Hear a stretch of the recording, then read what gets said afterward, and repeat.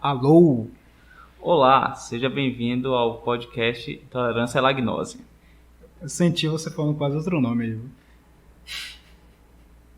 Qual que eu iria falar? Não posso falar porque a gente vai violar o copyright dos podcasts alheios.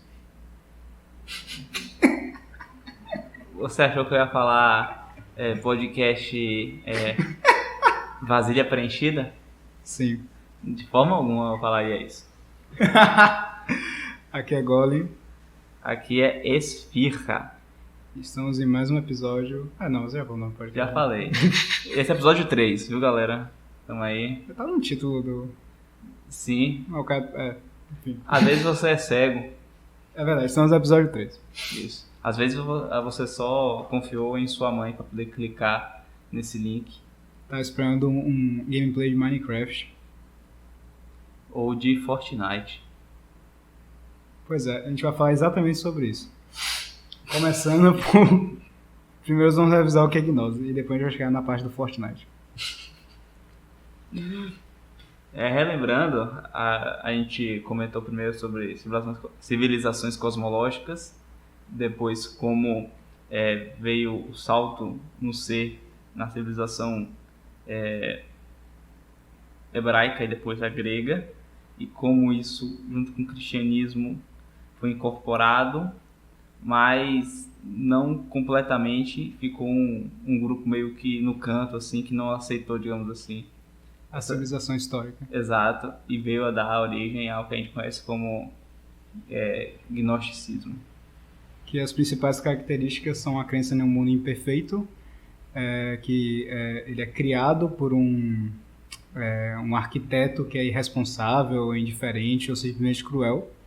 E se você adquirir algum certo tipo de conhecimento esotérico, você consegue uma saída desse mundo imperfeito e vai para um mundo imperfeito, um mundo perfeito e em outra dimensão. E o interessante que eu estava escutando um outro elemento de gnosticismo que não é necessariamente um mundo imperfeito, que foi o criado por um Deus imperfeito, mas é um mundo até que possa ter sido criado perfeito por um Deus perfeito, mas que esse Deus se retirou. Sim, um Deus ausente. Exato. E aí todo mundo começa a se entrar em ruína, a se deteriorar, e você entra naquele sistema de caos também, tipo, o mundo, Deus não está mais aqui, o mundo só está numa tendência de autodestruição, então eu tenho que sair daqui também de alguma forma. Essa também é outra forma de gnosticismo, e muito propiciada aí por certos pensadores. Certos pensadores. Com nome difícil de escrever. Muito difícil. De certa forma, o aspecto essencial da coisa não se perde, né? Porque, né, tipo, um Deus que se retira ainda é um Deus irresponsável ou indiferente, né? Tipo, sim. O Deus amoroso, sei lá, de uma religião, cristianismo, judaísmo, nunca faria algo desse tipo, nem perto disso. Eu acho que você iria falar uma religião abraâmica, mas aí você se lembra que em uma delas um Deus não é muito amoroso, assim. Exato, ele gosta de enforcar pessoas. Eu me pergunto até, tipo, a gente chama isso de abraâmico, mas por convenção, né? Eu não sei se o Abraão aprovaria... Tanto não aprovou que expulsou o filho, né? Acho que... Isso é outro podcast. Outro podcast. Esse podcast é de 4 horas. Mas, voltando um pouco sobre...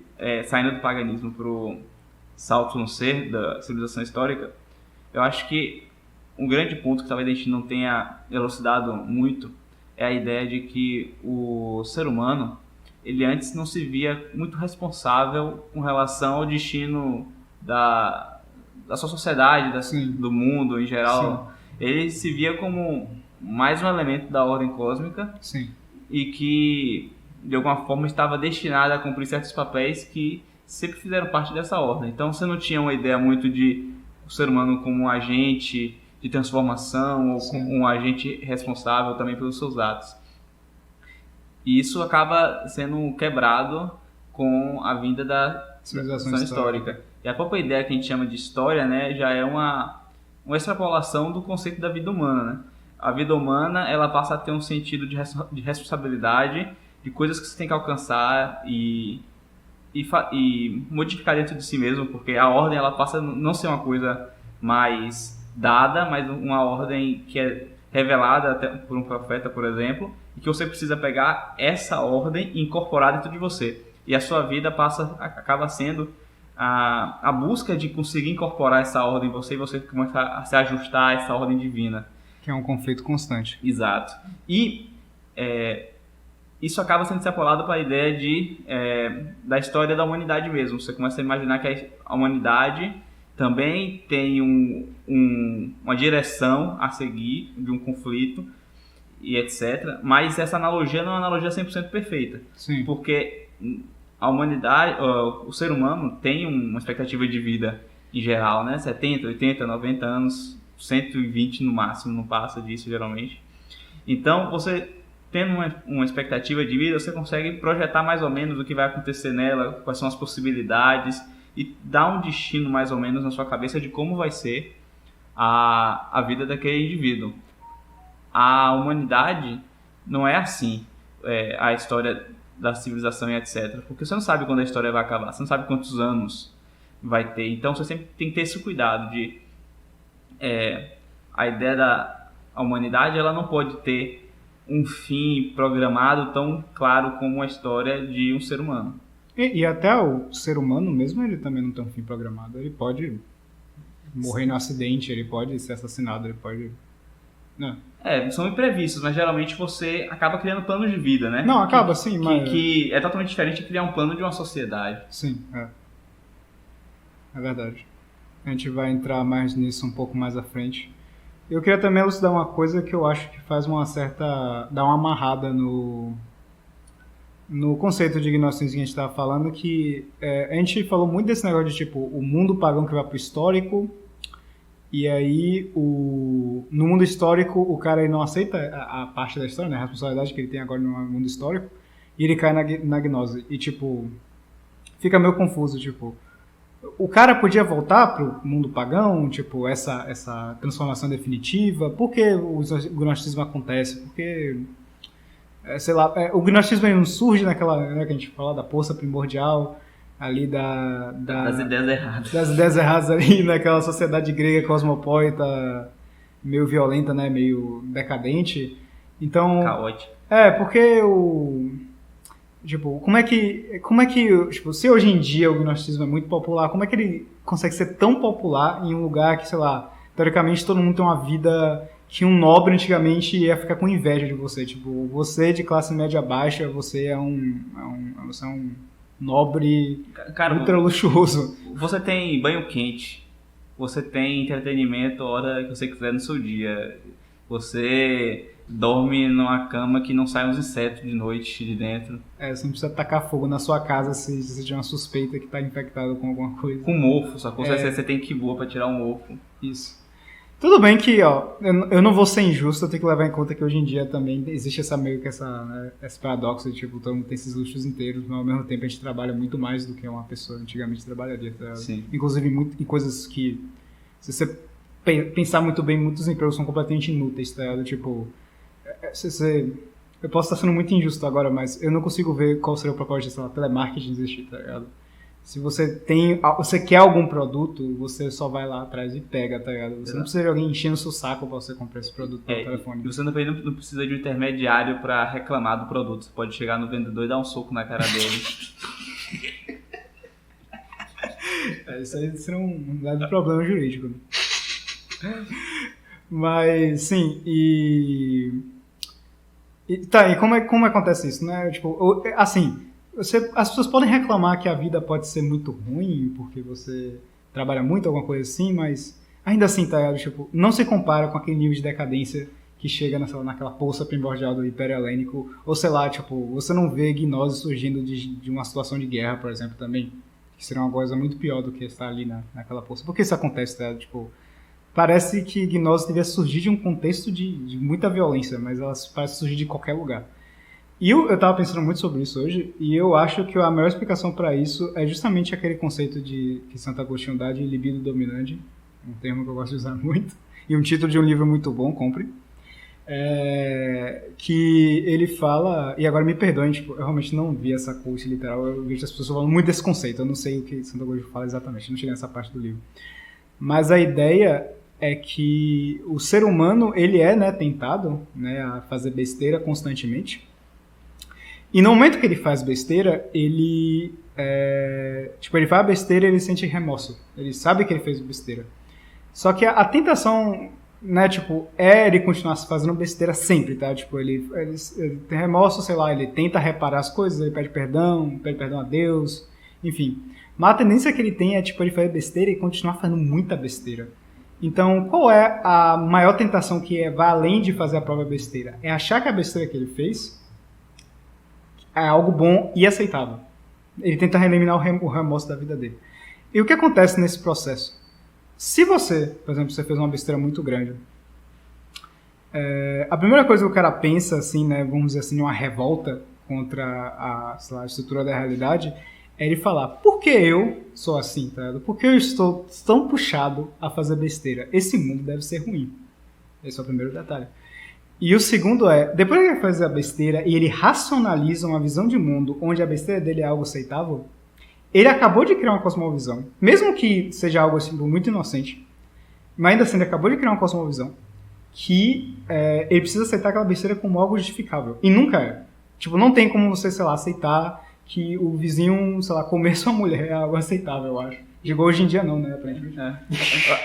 Eu acho que o interessante dessa sua analogia é porque, colocando o nome aos bois, né, besteira, entre aspas, pecado, sim, é basicamente o caos e a lei seguir as coisas corretamente é a ordem. Então, sim, antes que você aceita o pecado, ou aceita a besteira, digamos assim, você está aceitando o caos. sim. E você está querendo integrar o caos em algum tipo de ordem. Isso é... Gnose de forma mais clara possível.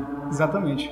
Mas eu prossegui que, tipo, de primeira não é algo nada demais. Você pode falar, tipo, nesse caso, sei lá, foi de boa, tá ligado? Mas à medida que isso vai piorando, tipo, começa com você falando assim, quem faz isso não é uma pessoa tão ruim, ou tipo, eu não sou uma pessoa tão ruim, aí ele começa a defender as pessoas que fazem aquilo também.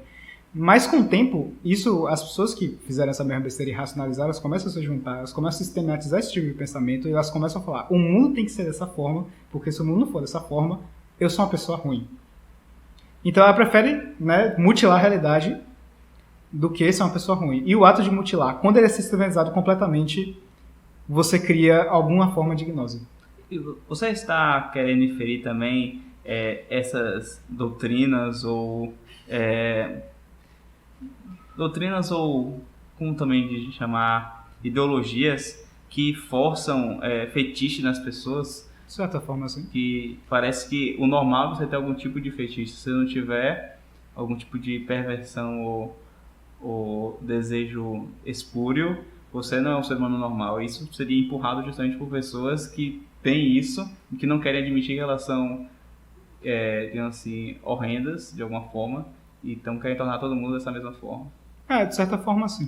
De certa forma, sim. É que isso ainda seria um estágio um pouco, por assim dizer, inocente, mas, sei lá, pense que, assim, esse assunto é um pouco complicado porque você tem que entrar numa história muito específica, eu tenho que dar muita referência aqui, mas pense assim que a galera que era a favor da liberação sexual nos Estados Unidos na época, assim, em 1920, por aí, todo mundo ali apoiou o golpe na Rússia.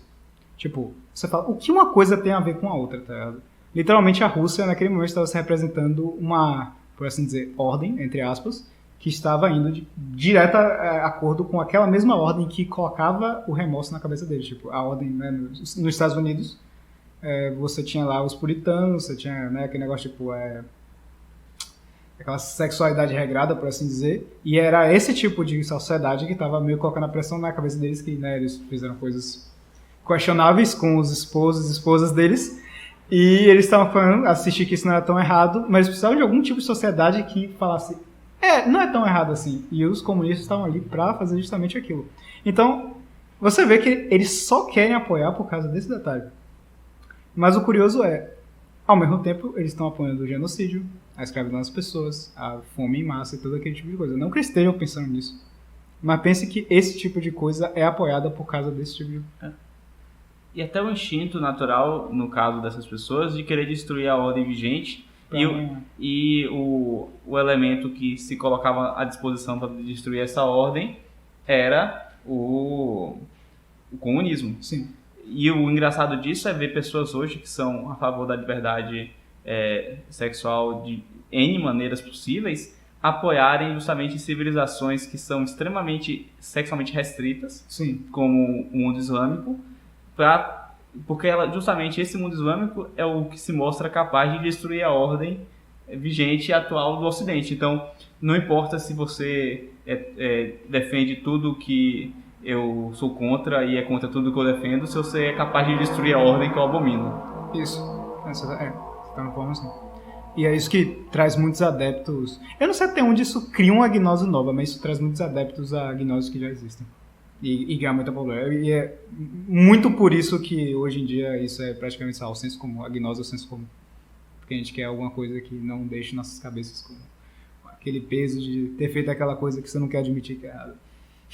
Sim, e à medida que isso vai se expandindo na sociedade e você vê pessoas bem-sucedidas e que têm, digamos assim, esses traços, né, de fazer besteira, digamos assim, e que são cada vez mais socialmente aceitos, as suas próprias questões você acaba racionalizando no sentido de por que eu tenho que me sentir remorso enquanto que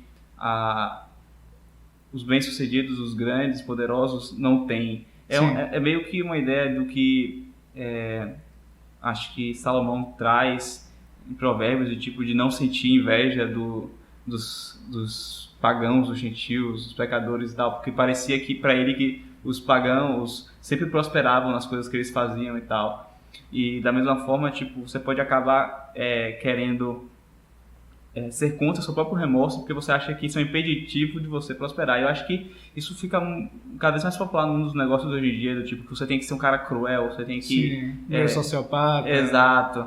E muitas coisas falando assim, os grandes homens de negócios são sociopatas. Sim. Você tem que ter esses traços de personalidade se você quiser prosperar, as coisas assim. Que tá, tipo, literalmente criando como é o estereótipo daquele cara, tipo, né, o que seria antigamente o príncipe cruel, né? Tipo, o CEO que eles estão exigindo hoje seria tipo, o príncipe cruel que mata quem precisa matar, bota a ordem no lugar, conquista outros reinos, só pelo gosto de fazer isso. Obrigado, Maquiavel, pelas grandes contribuições que você fez à humanidade. Acrescentando no que você estava falando, um amigo nosso comentou, que eu nunca li isso, não, tá ligado? Que, tipo, acho que, não sei se é no Harlem ou no Brooklyn, que eu acho que a comunidade mais pobre de lá era, tipo, aquela galera meio bem conservadorazinha, tá ligado? E disse que eles, um tempo foi passando, tipo, a galera mais rica já era meio que largada pra tudo, tá ligado? Os caras eram meio que excelente em tudo.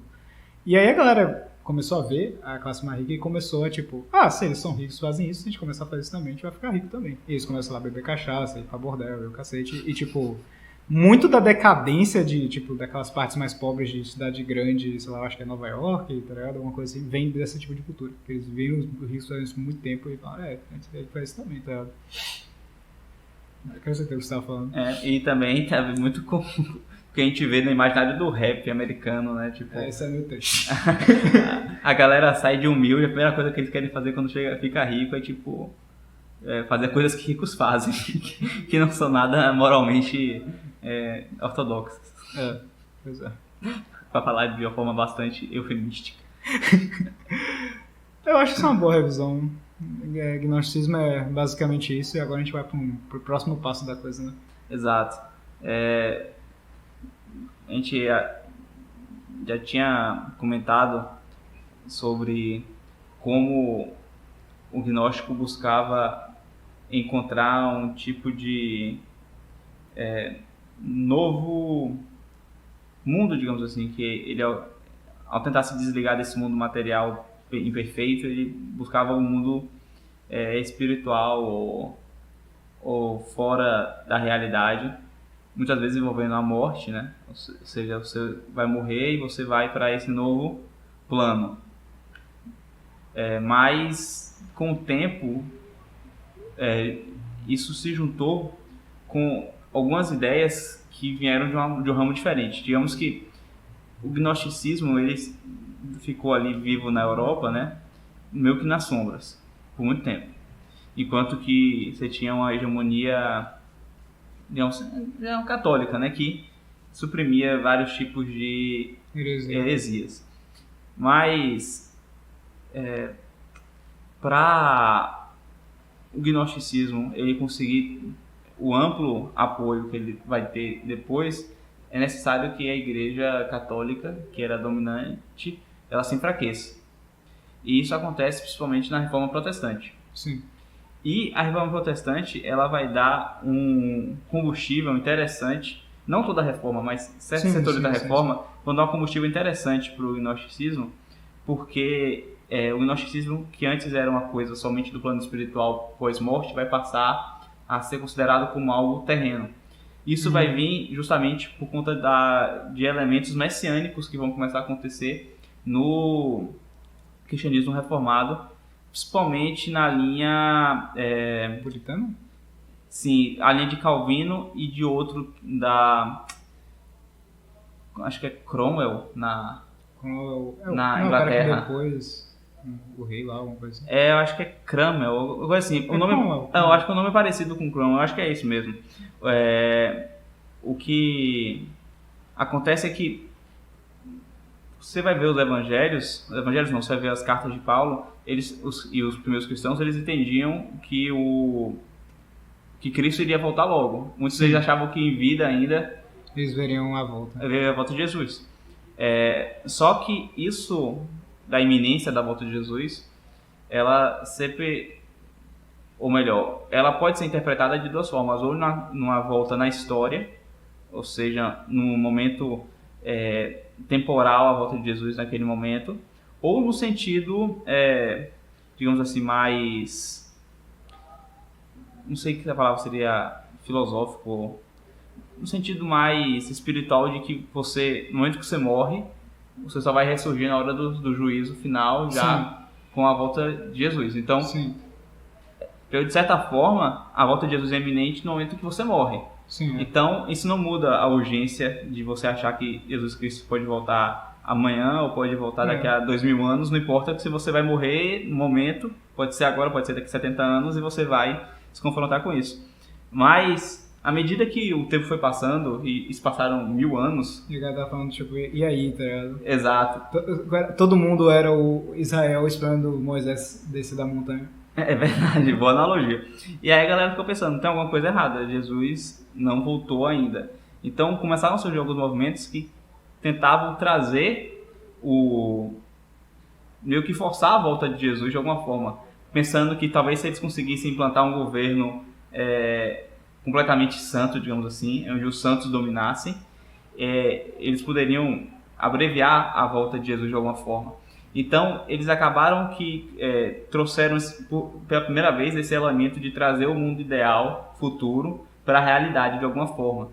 E isso acontecia, por exemplo, na Suíça de Calvino, na ideia do governo dos santos. Tipo, você tem os santos eleitos que eles deveriam governar todas as pessoas e eles deveriam acusar e expor todos os pecados para que tudo isso ficasse à mostra e, digamos assim, não acobertar nada para que o governo conseguisse ser o mais puro e santo possível.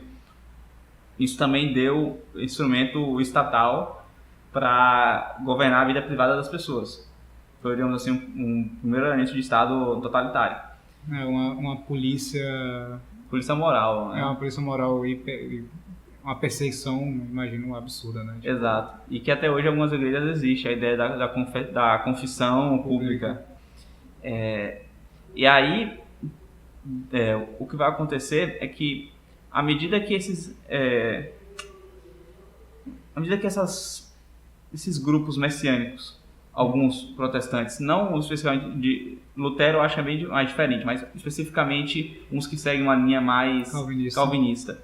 À medida que eles vão, ou também de Cromwell, à medida que eles vão falhando, digamos assim, e vão se degenerando em situações de corrupção semelhantes ou até maiores do que a Igreja Católica antes, que eles buscavam se contrapor e cair na realidade, né? Ser humano é ser humano, não importa o que ele fizer, vai dar merda no final. Eles acabam se desanimando nesse sentido e os elementos cristãos desses grupos vão cada vez se esvaziando mais e vai dando espaço para elementos gnósticos ocuparem esses grupos. E aí que vem a ideia de, pela primeira vez, desse mundo ideal gnóstico, ele deixar de ser uma coisa espiritual posterior à morte, mas uma coisa que possa ser trazido à Terra, imediata, que é o que a gente chama de imanentização do escatom. Escatom na ideia de escatológico, né? Fim do mundo e tal. A gente falou um pouco no último podcast, né? Que você pega algo... que o fim do mundo seria algo transcendental, porque seria fora da história, o mundo acabou, tipo, não tem história. E você está trazendo isso agora, tipo... Você está assumindo que existe um certo ponto da história da humanidade que de repente todos ficam perfeitos e tudo fica bem. E isso não é interação divina. Isso é algo que você fez. É um quebra-cabeça que você resolveu e agora as coisas ficam assim. E é engraçado, né? Falando naqueles negócios que o grande astrólogo sempre gosta de dizer, que você pode perceber, tipo, né, a desgraça contida numa ideia, já na ideia mesmo. E eu vi que você estava falando sobre imanentização quando você estava começando a escrever, tipo, você falou, né? Tipo, talvez a gente possa fazer algo alguma ação que, assim que a gente fizer ela, Jesus volta. Aí eu realmente fiquei pensando aqui, nossa, tipo, a volta de Jesus para esse cara virou um quebra-cabeça, tá ligado? Você só precisa descobrir qual é a solução desse quebra-cabeça. E quem descobrir primeiro salvou o mundo, tá ligado? Gnosticismo, por definição. Mundo imperfeito, você tem um quebra-cabeça, resolve o quebra-cabeça e de repente tudo fica bem. No caso, no clássico, você resolveu o quebra-cabeça, você ganhou, você saiu. Sim. Agora você está falando do mundo inteiro que está sendo salvo. Exato. A única diferença talvez é que dentro dessa ideia de messianismo, o elemento da ação seja mais presente do que seria numa ideia gnóstica, né? Que é só um conhecimento teórico, assim, que o indivíduo tenha, compartilhe com aquela seita minúscula de pessoas e as liberte. Sim. Lembrando que a gente já tinha falado isso, mas esse conhecimento,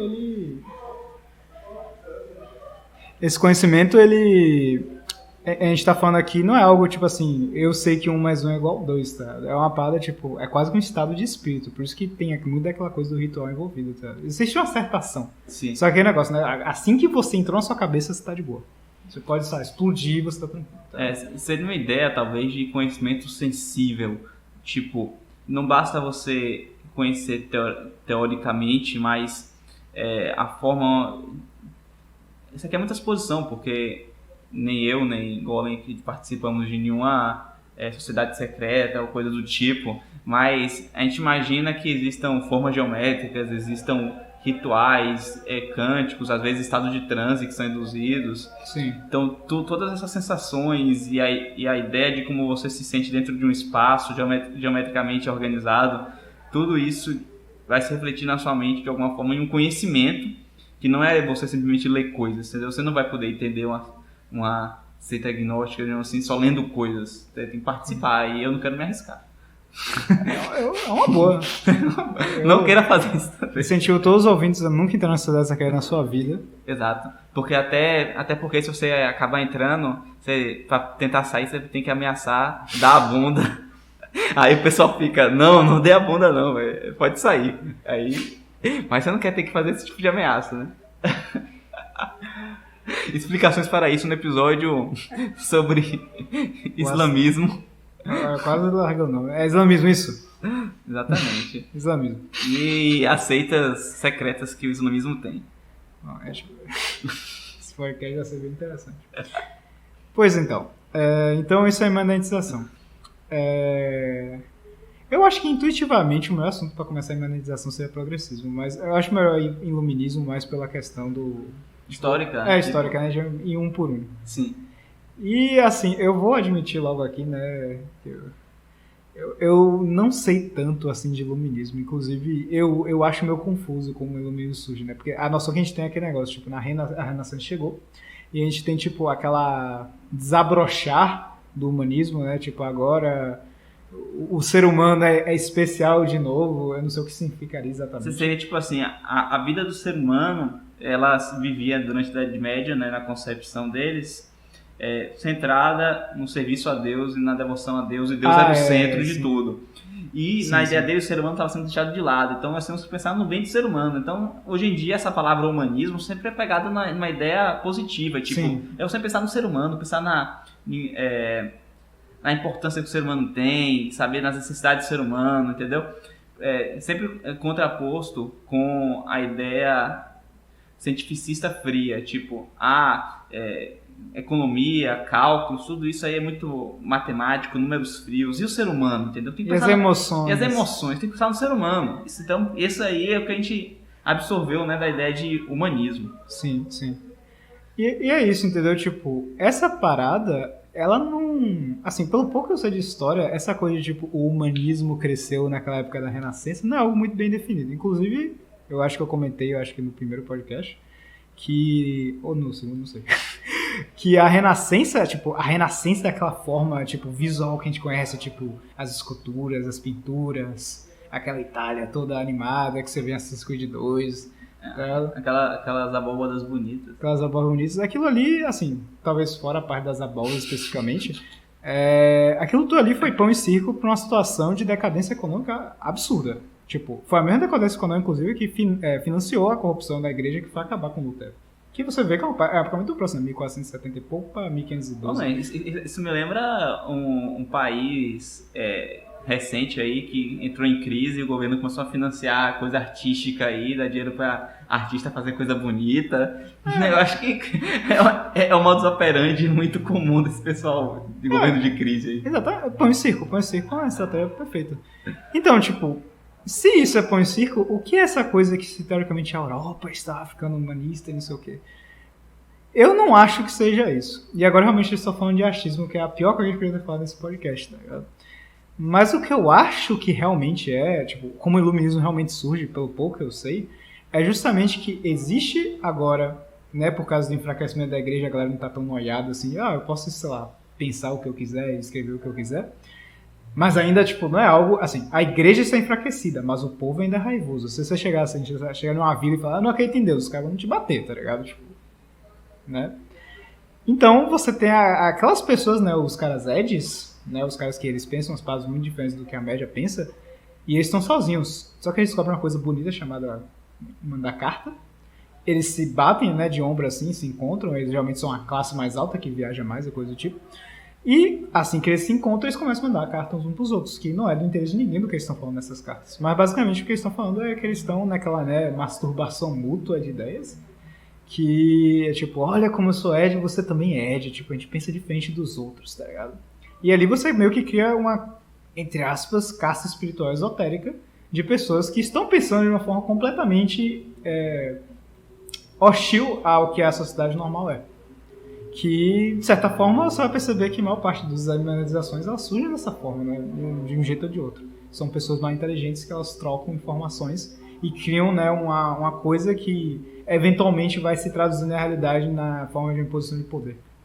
E sempre uma ideia de superioridade de você achar que sabe mais do que todas as pessoas ao redor e que você vai guiar elas de alguma forma para uma coisa melhor. Porque você sabe o que é melhor para as pessoas. Exato. Porque você tem um conhecimento que elas não têm.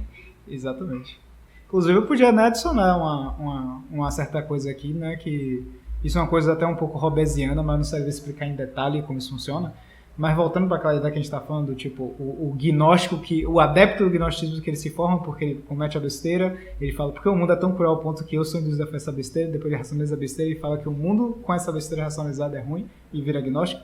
Então, sendo essa primeira parte que eu falei que, tipo, ele acha que já o mundo já é gnóstico pelo fato que ele é induzido a fazer essa besteira, então, tipo, o mundo é muito ruim porque, né, tipo, eu não escolhi isso, eu não escolhi ser, tipo, tentado a fazer esse tipo de coisa. Seria, entendeu? Tipo, como projetar a ordem interna dele na ordem externa, tipo, isso. Eu sou caótico por dentro, então o mundo é caótico por fora. Isso. E Hobbes tem meio essa ideia, né, que ele fala que, tipo, o mundo largado é todo mundo matando todo mundo, que a gente sabe hoje, né, tipo... As pesquisas antropológicas hoje, a gente sabe que Rousseau e Hobbes são dois doidos, tá? Tipo, eles estavam baseando as teorias deles tipo, Hobbes estava baseando a teoria dele no fato que acho que a Inglaterra, tava em guerra constante, aí ele achava, tipo, se a gente largar todo mundo, é tipo, só a guerra constante, não tem nem a cidade, entendeu? E o negócio o caso desse cara, né, que ele se rende ao, né, pecado, por assim dizer, é que ele fala, olha, eu não consigo me controlar, tá ligado? Se eu cair nessa, se eu racionalizar a coisa, quer dizer, eu não consigo me controlar. Alguém vai controlar as pessoas. Que é o que a gente tá falando de Lutero, tá? Tipo, o Lutero vira pro príncipe e fala, você tem que impor a mão de ferro porque todo mundo vai pecar eventualmente. E você tem que manter as pessoas em ordem pro mundo funcionar, tá ligado? E não falando assim que Lutero seja agnóstico, muito longe disso, tá ligado? Mas a ideia dos iluministas meio que vai um pouco nisso, né? Tipo, isso combina em Robespierre, no Reino do Terror. Que ele, né, acha todo mundo um traidor, que todo mundo vai fazer besteira, então vamos matar todo mundo. E... Não, meio que explicando, tipo, como é que essa ideia de, tipo, desse descontrole que rações e gnose traduz de uma forma de, tipo, poder sanguinário, porque só um poder, e não tem explicação, tipo, já que ele não consegue se controlar, eu acho que é assunto que ninguém consegue se controlar, ele não explica porque o Estado seria, de repente, essa forma que se controla e pode controlar os outros. Mas, assim, quase todos os exemplos históricos que eu conheço é sempre assim. O cara vai e fala, só ele pode pôr a ordem na gente, porque a gente não consegue colocar a ordem em nós mesmos. Eu acho que é uma ilusão que vai de encontro até a própria estrutura da realidade em achar que a junção de mentes, de várias mentes num estado, digamos assim, seria capaz de pensar completamente racionalmente e eliminar as personalidades individuais corruptas para tomar as decisões perfeitas. O que seria analogia física, assim, achar que as inteligências só teriam interferências construtivas, tipo, elas só iriam se somar em uma coisa positiva. Sim. O que acontece mais é um somatório destrutivo, tipo, só pega o pior das pessoas.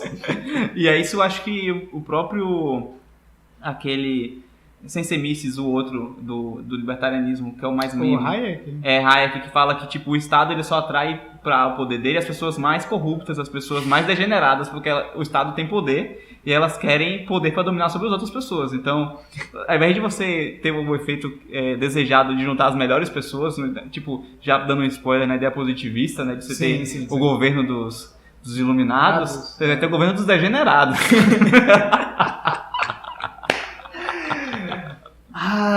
Perfeito. Não, e é engraçado, né? Tipo, eu acho que isso, inclusive, é um exemplo muito prático, tipo, muito bom de monetização gnóstica, tá? Que é tipo, de onde o cara tira essa ideia, tá? Tipo, isso não tá na realidade. Isso, pra abstrair, já é muito difícil. De onde ele tira isso, tá? Eu acho que, como você já deu uma comentada já, no mito do bom selvagem, né, de Rousseau, tipo, o ser humano nasce puro, a sociedade que corrompe. Então, a ideia não era que a corrupção da sociedade era um reflexo da corrupção do homem interno, mas sim que a sociedade externa ela é corrupta como um dado, tipo um dado definido. Sim. E que o ser humano, que é puro por dentro, ele acaba em contato com essa sociedade corrupta, corrompendo a si mesmo. Mas se você pudesse destruir essa sociedade corrupta, a nova sociedade seria um reflexo da pureza do homem interno. Então seria o quê? Uma sociedade perfeita. E aí, a ideia seria que justamente, e aí que tem o gnosticismo muito claro nisso, né, é que a ideia de que o demiurgo, ele roubou a essência perfeita e colocou e aprisionou dentro da matéria, que é imperfeita, a matéria, por definição, é imperfeita. Então, em analogia, a matéria seria a sociedade, que é imperfeita, e essa essência é a essência do ser humano, que é perfeita. Então, se nós rompermos com a matéria, que no caso é romper com a sociedade, com todas as suas regras da sociedade, tudo, destruir tudo, o que vai vir depois, criado por esse homem perfeito, vai ser a perfeição. Excelente. Eu realmente acho que não podia ter explicado. Dar um exemplo iluminista é melhor que esse, tá ligado? Você tem alguma espécie de análise similar dessa com, sei lá, acho que é Locke? Locke que inventa, ou tipo, o Estado que vigia o Estado, que vigia o Estado. Tem um ciclo. Isso é Montesquieu. Montesquieu, desculpe. O espírito das leis, né? Espírito das leis, sim. Que ele fala do equilíbrio. Sim, legislativo. Sim. Você tem ideia, tipo, se tem alguma coisa similar com isso? Tá? Ou até se isso é uma boa ideia e é uma exceção no meio dessa maluquice toda? Não sei, porque desde a antiguidade você tinha poderes que meio que se controlavam, né? Sim. Você tinha o poder temporal, digamos assim, que era do rei, o poder espiritual, que era uma casta de sacerdotes e tal. E você tinha a casta guerreira. Sim. E você, Golem, é o cara que me apresentou essa divisão de coisas. Exato. Então, se você conseguir fazer uma analogia entre a relação dessas... E dá até uma explicada pro ouvinte entre essa relação dessas castas, e talvez a gente consiga pensar nisso. Olha, assim... É que isso são... Assim, é porque assim, a gente tá falando aqui expressões de castas hindus, caso você não tenha entendido bem, tipo, porque as castas hindus são 4 castas, que são Brahmin, Kshatriya, Vaishya e Shudra. São as 4 castas que, assim, no senso comum a gente interpreta como se fosse uma estrutura de poder, tipo, muito, sei lá, por assim dizer, injusta, né? Porque uma pessoa nasce de uma casta, ela vai viver naquela casta. E, tipo, o Brahmin manda no Kshatriya, o Kshatriya manda no Vaishya, o Vaishya manda no Shudra, e tem os intocáveis que nem contam, né? Eles não fazem parte da sociedade. Eles são, tipo, a fronteira da civilização cosmológica, entendeu? Isso, exatamente. Eles são a sujeira do pé, porque os Shudras, eles são simbolicamente os pés da sociedade. Então, eles já são, eu acho, a sujeira do negócio. E o negócio é o seguinte, tipo... estudiosos... A gente pode falar, tipo, o nome do homem, o homem esotérico aqui? Ou a gente vai fazer disfarces com isso também? Não, se é gringo pode falar, só tem que disfarçar os atuais que podem nos processar na justiça comum brasileira. Certo, ó. O gênio da metafísica, esoterismo oriental, René Guénon, ele analisa essas castas, assim, que ele acha que essa visão de achar que é só uma estrutura de poder, que tipo, uma manda na outra, como se fosse, sei lá, é só, por assim dizer, uma estrutura opressiva e ponto, tá ligado? Ele fala que na verdade não. Na verdade, as castas são vocações ontológicas, e elas são tipo... por assim dizer, vocações universais. Toda a sociedade humana, até ser uma tribo minúscula, elas têm essa divisão. Então, o que seria o Brahmin, o Kshatriya, o Vaishya e o Shudra? Eles são... O Brahmin são a casta espiritual, que vocês devem ter ouvido a gente falando muito desse termo antes, agora você vai entender o que significa. Que são basicamente as pessoas que elas... por assim dizer, educam os outros, né? Tipo, eles criam para as pessoas o que é o mundo. Tipo, se hoje você acha que o nosso mundo é redondo, na planeta Terra é redondo, e você acha que o universo é plano, é porque alguém falou isso pra você, e você, por algum motivo, achou essa pessoa muito inteligente e fala, nossa, eu vou acreditar nesse cara. Tipo, eu acho que você não parou pra fazer um teste científico sobre isso. Eu acho muito provável. Se você fez, ó, parabéns. Mas, geralmente, você só vai aceitar o que o cara fala. Esse cara que falou pra você é tipo uma casa espiritual. Ele forma o jeito que você vê o mundo. Ele forma o que você acha certo e errado. Ele forma todo esse tipo de coisa. Ele educa você. Hoje em dia seria na comunidade científica, né? De certa forma sim, mas sei lá, você tem muita variação. Se você poderia pensar, de certa forma, sei lá, mídia, podia ser uma forma mais fraca de pensar. Para as religiões que ainda existem. Religiões, sacerdotes em geral, eles ainda são casa espiritual. E eu acho que não preciso dizer, tipo, quão absurdo o poder desses caras é, né? Tipo, a gente não tá falando aqui de só uma pessoa que manda em você. Ele diz o que você pensa e o que você acredita. Isso é um poder absurdo, tipo... porque eu acho que as pessoas não param pra pensar sobre isso, tá? Tipo, se algum dia da sua vida você ficou, sei lá, ansioso no seu trabalho porque tinha uma meta pra você terminar, saiba que aquela meta foi projetada por alguém que foi pensada, tipo, ponto a ponto pra, tipo, nivelar você pra ser o mais produtivo possível. E aquele cara ensinou pros outros, que ensinou pros outros, que ensinou pros outros, que criou uma estrutura pra você poder trabalhar daquela forma, e você ficou ansioso porque você saiu daquela meta que o cara fez. Ele moldou sua vida, você sentiu ansiedade real no seu cérebro porque alguém moldou como você ia trabalhar. Isso também serve para a escola, principalmente para a escola. Eu falo no sentido não de aprender, ok? Mas eu falo no sentido de condicionar os alunos a serem, né, subir sociedade, esse tipo de coisa. Mas isso seria uma casa espiritual muito mais cruel. Eu quero me referir mais ao fato do cara só falar como você acredita no mundo. E tem abaixo disso, tem a casta guerreira, que seria os Kshatriyas. E, assim, eu não sei o quão óbvio isso é para as pessoas, tá ligado? Mas é meio imediato, tipo, é literalmente uma pessoa que pode te matar. Eu acho que essa é uma das expressões mais puras de poder, fora poder dizer o que você acredita.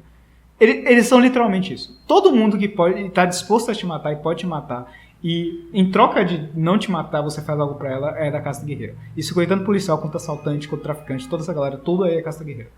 Se eles têm, tipo, sangue frio pra fazer isso, eles são casta guerreira. Abaixo deles... eu não sei se deu pra entender, mas, tipo, uma casta meio que tem a outra como coleira, tipo... se o cara acha que é errado matar em uma certa condição, ele não vai matar. Então você vai ver que a casa espiritual manda no cara guerreiro, porque o cara guerreiro não pode matar quem ele quiser. Sim, ele condiciona a morte, o assassinato a certos tipos de... Isso. Mas onde estaria a caça estatal? Porque, tipo, de alguma forma eles também meio que controlam qual tipo de morte é lícita ou não é lícita.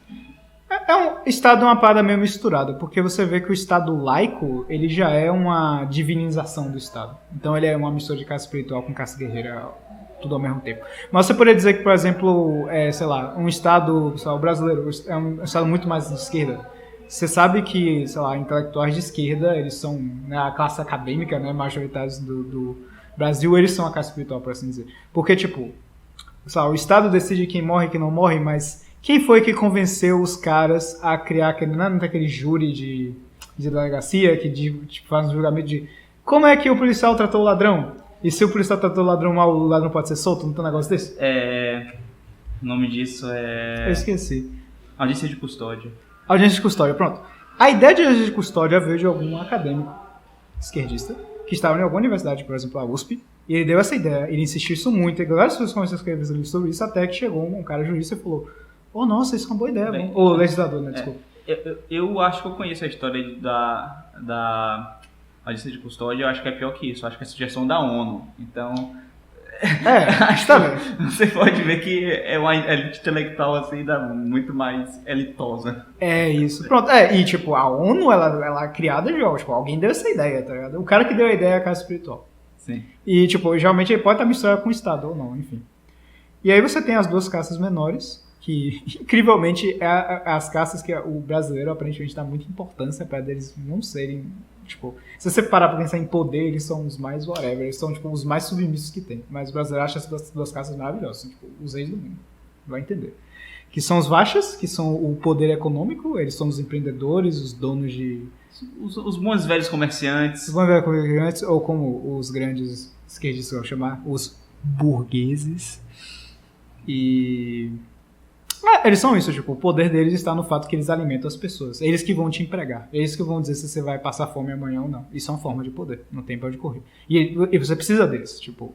Você precisa de uma autoridade que guia os trabalhadores a né, cooperar de uma forma que né, dê lucro ou o que for. E, inclusive, eles não necessariamente precisam ser privados. Eles podem, tipo, um gerente do Estado, ele é por assim dizer, a casta econômica, na medida que ele esteja conduzindo as pessoas. Sim. E alimentando elas, por assim dizer. E, por último, você tem o Shudra, que é a casta servil. Eu acho esse nome muito ruim, porque eu acho a ideia de servir algo muito positivo. E Shudra geralmente são, tipo, o pior tipo de pessoa que existe. Bem, esse tipo de análise você quer dizer que a classe proletária é a pior classe que existe? Você vê que eu já, né, estou pedindo pra morrer aqui. Horrível.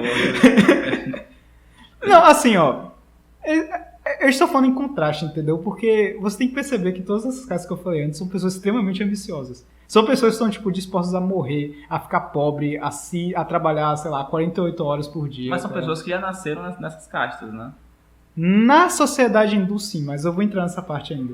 Mas eu estou falando aqui que é uma vocação ontológica, quer dizer que isso é universal. Tipo, você é um... As castas hindu, elas foram, digamos assim, concebidas como uma representação das vocações naturais que o ser humano tem. Sim. Só que de uma forma meio que imposta, que acaba tirando a própria... Não é isso. Tá. Já que você quis adiantar a parte hindu, eu ia falar dos Shudras, mas já que você quis adiantar do hindu, bora falar sobre isso. A ideia do negócio hindu é que, tipo assim, o que eu sei, viu? Tipo, eu realmente não parei pra ler Vedas, nem nada disso, e se eu tiver errado... ninguém vai ler o Vedas, né? Ninguém vai ler, né? Então pronto. Então eu tô certo, por definição. Exato. Você falou alguma coisa? Não, vai falar, quem que vai ler, sei lá, 30 mil páginas, sei lá quantas páginas tem aquilo, né? E você sabe que tipo, é 1% do que deveria ser os Vedas, né? Porque é tudo tradução oral, tradição oral. E, tipo, eles só pegam, sei lá, 1% do que os caras falavam.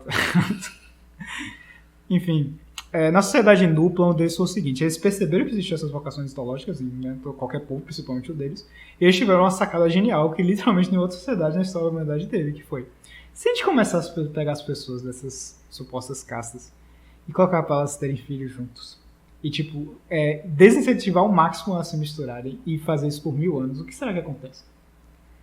Eles perceberam que, né, por grande gênio Zonde, que eles tiveram essa intuição antes de Zonde existir. Outro episódio de podcast anunciado.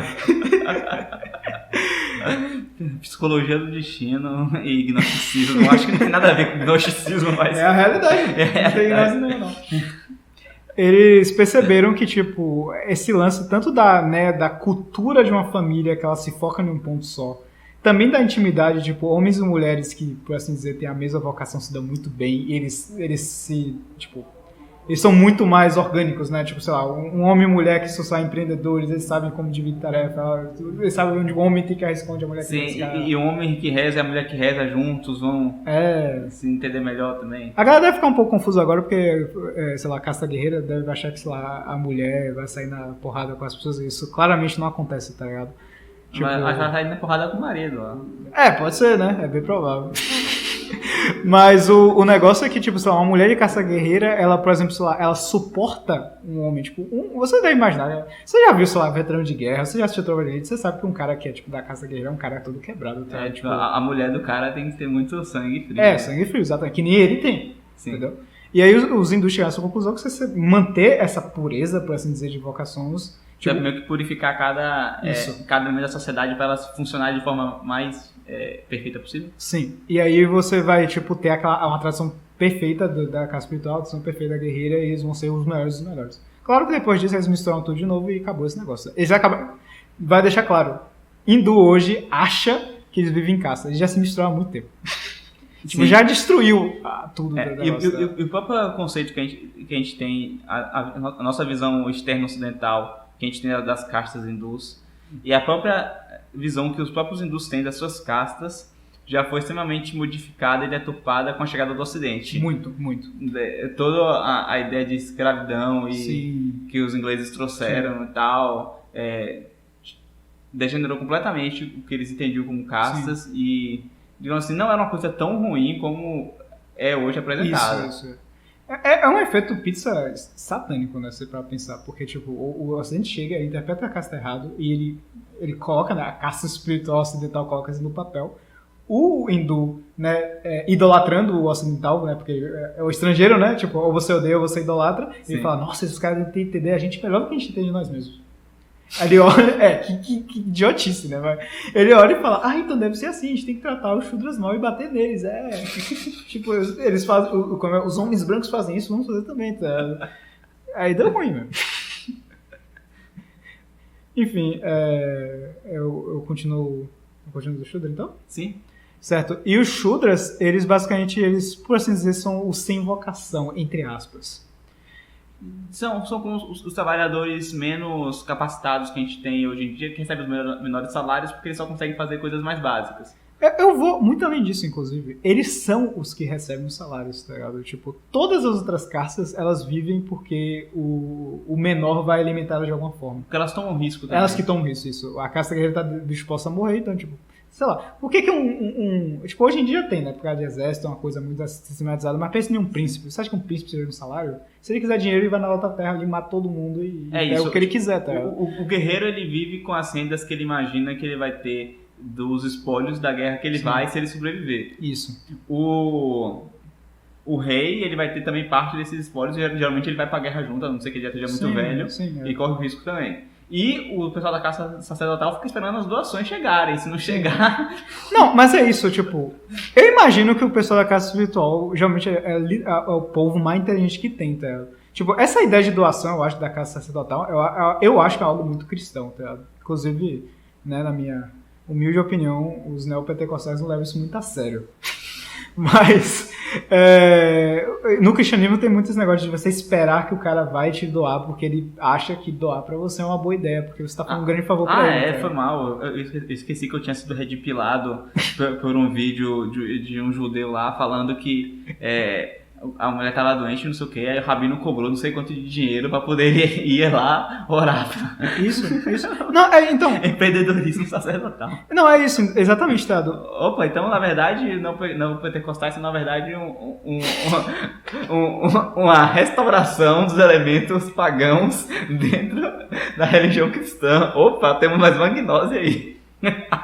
Esse podcast é pra ser preso. É hoje. Enfim, Sim, esse conceito do sacerdote receber por doação é algo muito cristão. E vamos lembrar de novo, né, do negócio de Lutero, o Butch-Hurt, um dos maiores Butch-Hurts que... Butch-Hurt, alguém vai entender isso. Uma das maiores coisas que Lutero ficava irritado, né? Triggerado, pistolado com a igreja católica corrupta da época, era justamente aquele negócio de tráfico de indulgência. Que de certa forma era um resquício ainda de uma tradição pagã, talvez? Assim, eu não acho que seja... Eu realmente acho que é pura corrupção, tá? Porque a ideia da indulgência, que eu vou deixar logo claro, porque é uma parada, tipo... É uma parada que eu, literalmente, tipo, só depois que eu comecei a estudar catolicismo que eu entendi, porque eu não fazia a menor ideia do que era isso, tá? Porque no catolicismo você tem esse negócio de, tipo, você peca, e não é que você peca, você tem dois negócios. Você pegou contra Deus, então agora você precisa pedir perdão pra Deus, e você tem uma pena temporal, que é tipo, você vai ser punido por isso que você fez. Sim, tipo, pra quem já conhece o mínimo de história da Bíblia, assim, é tipo, Davi, ele adulterou, aí ele se arrependeu muito, chorou, não sei o quê, e Deus perdoou ele. Mas, com consequência, tipo, o filho da mulher que ele tinha adulterado morreu. E, além disso, a família dele virou um caos por todas as gerações. Destruiu a civilização. Exato, o irmão estuprou a irmã, e aí o cara foi, vingou, matou o irmão que tinha estuprado, e aí o rei foi e enxotou o cara que tinha o filho dele que tinha matado outro irmão, e aí depois ele chama de volta, só que o filho já estava noiado, ele cria uma revolução contra o pai, e aí o pai foge, só que o pai deixa as mulheres dentro de casa, ele fica, vou mostrar que eu sou o rei, ele come as mulheres que era do pai, em praça pública. Tem que ler esse negócio aí. Ô, dei spoiler aí, foi mal. Spoiler da Bíblia, né, meu? Uau! Não, é exatamente isso, tá? E a ideia da indulgência é que, tipo, né, eu imagino que deve ser algum dogma, alguma coisa de concílio, alguma coisa assim. Eu sou ruim com teologia, foi mal.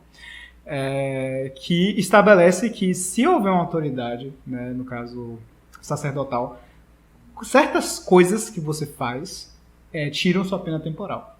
Que na concepção católica isso é pena temporal. Ou você sofre aqui, e se não sofrer aqui, desconta no purgatório. Tipo, você vai sofrer, tá ligado? Não tem pra onde correr. Só que tem essa segunda chance. Você pode fazer alguma coisa pela igreja, e aí eles cortam lá uma parte. Lembrando, isso não é... que a galera fica falando, né? Eu vou guardar um lugar no céu pra você porque você pagou. Não. Se você pecar e você não pedir perdão, você se lenhou, acabou. Acho que uma boa explicação foi a que um certo catóxico me deu, que seria a seguinte, uma indulgência, que é um dinheiro, né? Esse dinheiro você conquistou através de um trabalho, um esforço. E, de certa forma, um trabalho é uma maldição que Deus colocou, né? Do suor do teu rosto comerado do teu pão. Então, o trabalho é uma maldição que você já tem. Então, de certa forma, quando você paga uma indulgência, naquele dinheiro que você está dando, existe todo o trabalho e sofrimento que estão naquilo ali. Então, de certa forma, você está, digamos assim, evitando um outro sofrimento que você teria com o sofrimento que você já teve para poder pagar aquilo. Sim, isso, exatamente. Não estou dizendo que eu concordo com isso, eu estou dizendo que é tipo a lógica dos caras. Certo, é isso mesmo. E só para definir aqui, que eu sei que alguém vai pensar, tipo, tá, e se o cara fizer tipo, uma especulação muito doida no banco, e de alguma forma ele vai ganhar 1 milhão com empréstimo, ele vai lá e compra indulgência, esse cara tá certo? Não, usura é pecado. Isso é outra pena temporal. Então vamos deixar isso claro. Mas se o cara tem sorte, ele encontra um baú do tesouro, isso não, aí tudo bem. Aí eu acho que é só Deus sendo bacana com ele mesmo. Isso. Não, e aquele negócio, tipo, pense que a primeira coisa que você tem que pensar, tipo, o cara achou um baú do tesouro. Pense em tudo que ele podia ter feito com esse baú do tesouro. Ele realmente vai dar pra igreja pros caras construir templo, tá ligado? Esse cara, eu nem vou listar o número de desgraça que ele podia ter feito com esse ouro, tá ligado? E ele foi lá, não, faz um templozinho aí, pronto. Mosteiro. Pronto, aí os caras vão ficar meditando aí o evangelho, ficando de boa, do que qualquer desgraça que ele fosse fazer. Mas no fim o que ele estava acabando fazendo é financiar um dos 8 filhos do Papa. Eu não sei os detalhes disso, mas eu não duvido que fosse nesse nível. O negócio lá feio mesmo. Pois é. E o negócio é o seguinte, a coisa que deixou o Lutero puto, e eu não sei se ele entendia essa coisa tudo que a gente explicou, mas era justamente que, tipo, indulgência é algo que parte de você. Tipo, você quer quebrar com a pena temporal. Você chega lá pro seu bispo e fala, eu tô aqui com dinheiro, eu vou dar pra você, corta a pena temporal, tá de boa, tá ligado? É isso que você tinha que fazer. O que os bispos sabiam, a usura já tinha, né, destruído a igreja toda por dentro. Os caras falando, precisa de dinheiro, meu, tá em dívida, deu ruim, tá ligado? O templo tá aí sendo construído há 200 anos, não termina, mas tem que ter dinheiro aí, bicho. Mais dinheiro. E aí eles começaram a dar, tipo, ofertas de tipo, por que você não doa pra igreja? É uma indulgência. Só que o formato que eles estavam fazendo isso, literalmente, pra ser compra e venda, tá? Tipo, compre aqui sua indulgência. Promoção, indulgência é 50% de desconto. E a ideia não é essa. A ideia é indulgência como, né, a parada doação, de doar por você querer colaborar com a igreja. Era isso, tá? Era você só dar. Só que os caras começaram a dar essa empurrada, esse marketing pra... De novo, não querendo defender, mas de certa forma tem um certo comparativo com o Antigo Israel, de quando a pessoa trazia o sacrifício para poder ser morto e pagar os pecados. Exato. Parte da comida, parte do carneiro era cortada e era servida como alimento para os sacerdotes. Então, meio que tipo, aquilo que se oferecia para Deus ainda também servia de um sustento para a classe sacerdotal. É isso, não. É literalmente isso. É tipo, teoricamente, o dever de doar é algo que tá na consciência do cara, não é algo que é só obrigado. É só tipo, sei lá, o cara tá dando perdão pra você, o cara tá lendo, sei lá, o evangelho pra você aqui, tá dando um bocado de coisa e você não dá nada, tá ligado? Tipo, enfim. E a indulgência seria algo além disso, tipo, você já tá doando, doe um pouco mais e pronto, aí a gente vai te ajudar, todo mundo vai ficar feliz, vai ser excelente. A gente tá falando de como cada caça vai ganhar o dinheiro, né? Exato. O ponto que eu queria dar é o seguinte, esse negócio de doação é uma parada meio que cristã. No mundo pagão, era muito mais esperado que a classe espiritual provavelmente ia fazer uma manipulação social mesmo, tá ligado? Não algo do nível que a gente chega hoje, porque hoje é tipo full lavagem cerebral, é triste, tá ligado?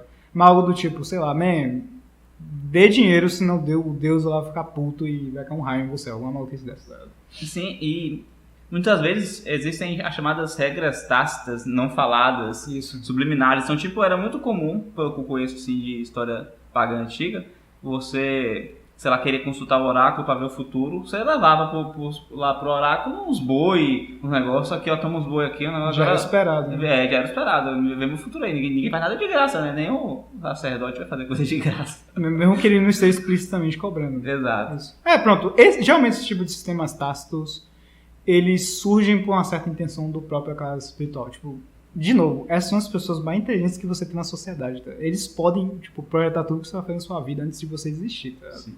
Hoje, chegou num nível um pouco absurdo, mas sempre foi assim. Exato. E hoje nós temos um novo elemento da classe espiritual chamada coaches. Que eles manipulam bem, legal.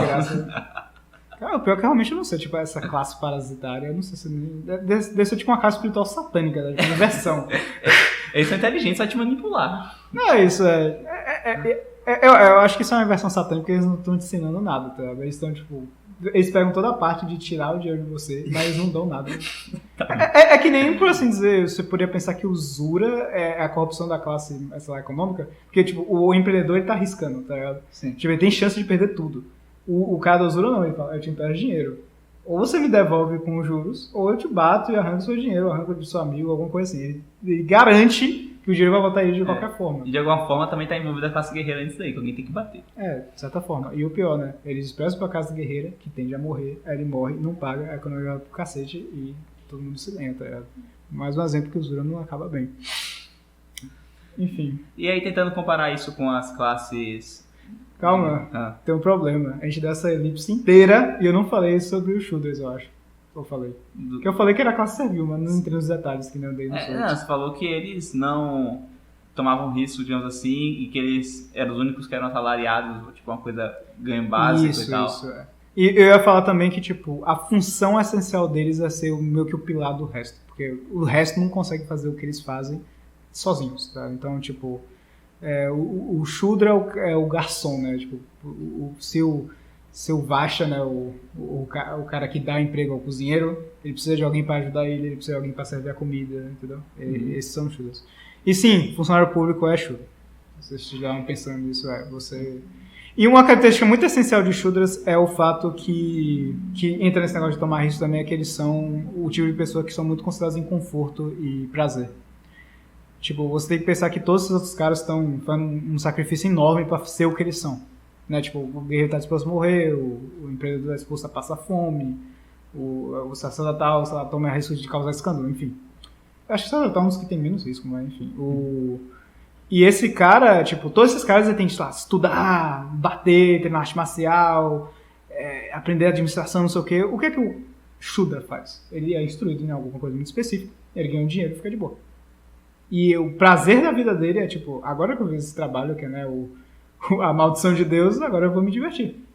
Essa parte que eles se divertem é a parte que os caras de outras vocações eles não têm esse senso. Tipo, eles se divertem, mas sempre tem aquele coisa no fundo da mente falando, putz, eu podia estar criando um império agora, tá ligado? Tipo, sei lá, se era uma festa, tá se sentindo muito bem, um cara que é de caça guerreira, ele fala, pô, eu podia estar vendo presidente numa hora dessa, tá ligado? Ele não quer estar ali, ele quer conquistar o universo. O Vasha, ele quer ser o homem mais rico do mundo. O classe espiritual quer virar o filósofo, tá ligado? Eles não gostam de pensar nesse negócio de conforto, enquanto o Shudder gosta muito. É isso. Tendo essa visão agora, comparando com a ideia de divisão dos 3 poderes, por exemplo, antigamente os reis também eram tanto eles governavam também como eram juízes, né? Tipo, eles julgavam o povo e tal. Então, de certa forma, quando você tem a divisão do judiciário e do executivo, meio que você está dividindo a caça guerreira. E a ideia do legislativo, sempre as leis foram meio criadas por Deus e por meio de quem? Dos sacerdotes e tal. Então, o legislativo seria uma espécie de elite espiritual, de certa forma, que muitas vezes é só um bando de marionete da verdadeira classe que é acadêmica, que acaba influenciando para que as leis sejam de uma forma ou de outra. De certa forma, eu acho que essa divisão é meio que uma artificialização daquilo que é natural do ser humano. Tipo, a sociedade ela se organiza já naturalmente de certas formas, tendências, e aí você acaba meio que criando grupos artificiais que as pessoas têm que se adequar àquilo para poder fazer parte. Eu acho que faz mais parte do processo de elitização, digamos assim, de segmentação e de exclusividade. Tipo, você não basta ser você da forma que você nasceu, da forma que você é, você tem que se adaptar de alguma forma. Então, alguma coisa nessa linha. Eu acho que, tipo, isso tem um pouco a ver com o fato também que eu acho que boa parte dos conservadores, eles tendem, sei lá, naturalmente, mesmo que eles não dão esse nome, ou não cheguem propriamente nisso, mas eu acho que todos eles tendem ao lance da monarquia confessional. Que a monarquia confessional seria, sei lá, o governo mais natural possível, tá ligado? Porque se você tiver essa vocação ontológica de cada pessoa, você vai ter gente que ensina, a galera que bate, a galera que alimenta, né? E a galera que sustenta esses 3. Monarquia confessional é o quê? Tipo, você tem sacerdotes, que eles falam pro rei o que ele tem que fazer, o rei mantém a ordem no lugar, e os de baixo, né, arriscam coisas ali pra poder fazer com que as pessoas trabalhem, que sustenta tudo isso e funciona, tá ligado? Sim. E isso surge naturalmente, tipo, ninguém forçou ninguém a fazer esse tipo de coisa. Se você parar pra pensar, tipo, uma tribo, sei lá, genérica, é meio que uma, entre aspas, monarquia confessional. Você tem o pajé, o cacique, sei lá, o cara que cata fruta, e o cara que ajuda o cara a catar fruta, sei lá, alguma coisa assim. Já é essa estrutura, tá? É normal, isso é normal. Uma básica de sociedade. Isso. A primeira tecnologia que vem no Iparief é a organização básica de sociedade. Eu não sei dizer até onde Locke é algo artificial, mas não sei se eu Montesquieu, Pô, eu tô invocado com Locke. Locke é o cara da economia lá, né? Não, esse é Adam Smith. Adam Smith. Caramba, a gente não sabe nada de iluminismo. A gente vai ter que pesquisar uma coisa aí. Mas é normal, ouvinte. Aqui é um monte de cara que não sabe nada, tentando falar pra gente que não sabe nada também. Mas a gente faz igual o doutor Macacos Bonobo. A gente vai no Wikipedia. Dá uma pausa aqui, né? Dá meia hora de lida no Wikipedia. A gente corta e você acha que é o mesmo momento ainda. Você acha que a gente sabe, mas na verdade a gente parou 1 hora, leu e agora a gente tá sabendo. O pior, deixa isso pior, tá? Você tá falando Montesquieu e eu tava pensando assim, pô, Montesquieu, esse cara é familiar. Aí eu percebi que eu tava pensando era Montaigne, que é outro cara completamente diferente, tá? E o cara que eu não sei quem é. Man, tá ligado? Tipo, aí sabe quem é Rousseau? Iluminismo, tá manjado, tá? Exato. Voltaire, não importa, você não tem que saber quem é Voltaire, não. O cara da areia. Assim, tem uma galera do período do iluminismo, eu digo não. Não, Voltaire é o cara, o jornalista, o primeiro jornalista. O primeiro jornalista da história, Voltaire. Enfim, eu não queria entrar muito num detalhe, tipo, como o iluminismo desenvolve, não. Eu só queria, tipo, falar desse negócio de, tipo, você tem uma criação dessa meio que caça espiritual esotérica, Sim. Que eles começam a ser extremamente hostis à ordem presente, e isso culmina, eventualmente, com a Revolução Francesa. Sim. Que esse é o evento que importa. Exato. E dando um spoiler de Revolução Russa, isso é uma análise interessante, é que acho que a gente conversou isso, off-topic, Sim. que a primeira revolução, digamos assim, que é a revolução protestante, ela se dá contra o que seria a casta sacerdotal, a igreja. E aí depois, e aí quando a igreja dá o vácuo, quem assume são os poderes absolutistas, que são os reais, que são os caras que batem, digamos assim, que é a classe guerreira. Então, assume a classe guerreira e a Revolução Francesa vem justamente contra aqueles da classe guerreira. E enganosamente o povo pobre achou que ia chegar no poder, quem chega no poder é a burguesia, que é a classe econômica. E aí a classe econômica está, digamos assim, governando, e aí quem é que é o novo agente de revolução? Os proletariados, que são a classe servil. E é eles que vão fazer a revolta contra a Revolução Bolchevique e vão instalar a Revolução Russa. Então é uma sucessão de destruições da ordem e pense só, você talvez não conseguiria destruir a ordem da base, você vai destruindo camada por camada, e é justamente o que o gnosticismo está fazendo. Exato.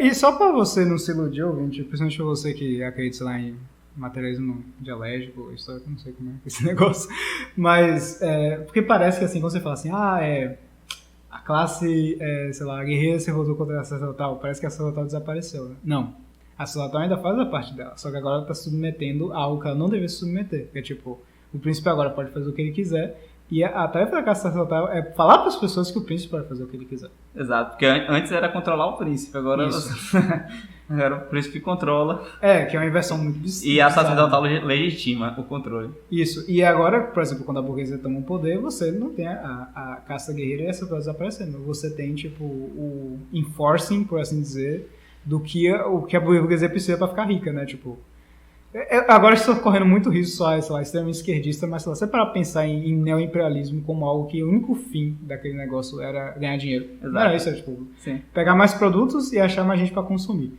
O que o cara queria era só ganhar dinheiro. Tipo, por que esse cara quer ganhar esse dinheiro? Eu não faço a menor ideia, mas ele quer. É o Estado com soldados, com que gente para bater, a gente está arriscando a vida para poder alimentar uma classe econômica. Isso. E no comunismo você tem, eu acho que o barro absurdo de todos, que é tipo, teoricamente é o proletário que está no poder, entre aspas, mas é basicamente tipo o burguês, por assim dizer, ele tem que trabalhar do jeito que o Estado manda ele fazer, e aí seria a ditadura do proletariado. E eu acho que o irônico disso é que eles acabam meio que concluindo o ciclo, porque eles colocam no poder a classe intelectual, que é a classe sacerdotal, porque quem assume o poder não é o proletário em si, mas são os intelectuais da academia, né? E isso já era algo meio que previsto por Karl Marx indiretamente. Tipo, Karl Marx ele sabia que a divisão envolvia, além da burguesia e proletariado, você tinha o lucro proletariado e você tinha a classe intelectual. Só que ele achou que a classe intelectual, que a classe proletária iria governar. Ele não imaginou que seria justamente a classe intelectual. Sim, pois é. A gente chega aí para progressismo ou a gente para por agora? Acho melhor parar por agora. Vai ser um episódio um pouco mais curto dessa vez. A gente continua na parte 2 deste nosso episódio desse podcast. Vamos falar sobre progressismo. E se você não faz a menor ideia do que é isso, a gente vai explicar na hora, você vai entender. Vamos começar por um cara muito gente boa chamado Hegel. Excelente homem. A gente vai começar por Joaquim de Fichte, só que a gente vai falar ele por 30 segundos. E depois a gente vai pra Hegel. Aí tem Comte também, tem uns caras muito legais aí pra gente conversar. A gente não vai falar quase nada de progressismo na real, é só pra dar base pra gente falar de comunismo. Sim. Que hoje é mais... Que nosso propósito aqui é falar daquilo de onde o gnosticismo está impregnado na sociedade. E o que hoje em dia nós temos mais forte seria a ideologia com mais elementos gnósticos dentro dele seria o comunismo, que é o que a gente quer conversar. Se a gente vivesse ainda no Brasil do regime militar, a gente ia falar de positivismo, que seria justamente tal iria governando nossas vidas. Isso. Mas a tendência aqui é outra. Felizmente ou infelizmente, no final não importa, é tudo gnose.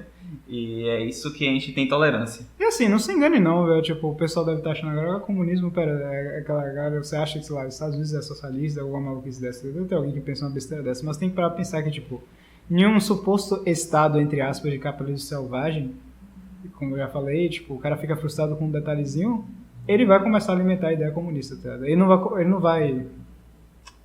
Ele não vai deduzir, tipo, se tem alguma coisa errada nesse, entre aspas, capitalismo dele ou algo do tipo. Ele vai, né, pensar nisso direto. É por isso, tipo, todo mundo sempre vai para comunismo de alguma forma. Por isso que é tão popular. Acabou se tornando uma fuga do mundo material mais comum dentro dos países capitalistas. E deve existir algum tipo de gnose dentro dos países comunistas que eles querem fugir de algum modo. O ser humano é o escapismo, né? O ser humano querendo fugir pra... Quer fugir. A ordem tá aí, ele quer fugir pro... É isso. Mas sabe do que você não pode fugir? Desse podcast. Assista nosso próximo episódio. Aqui é Esfirra se despedindo. Aqui é Golem se despedindo. Falou! Ah!